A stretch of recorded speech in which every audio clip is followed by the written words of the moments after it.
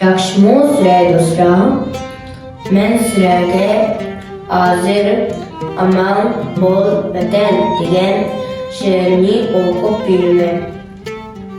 Kaşhan saherde toğraydı ezan, ütler namazda amanı düşüyorum. Men işte xotem atış ölümci, ek orada daim.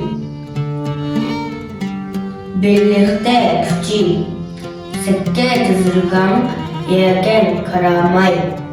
Kıça ve kolla bığırtara arday. Aksu secde, asler olacağım dep.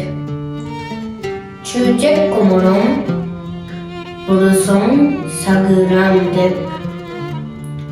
Ütler namazda buldu bir tem. Dedi duada aman bol vətən.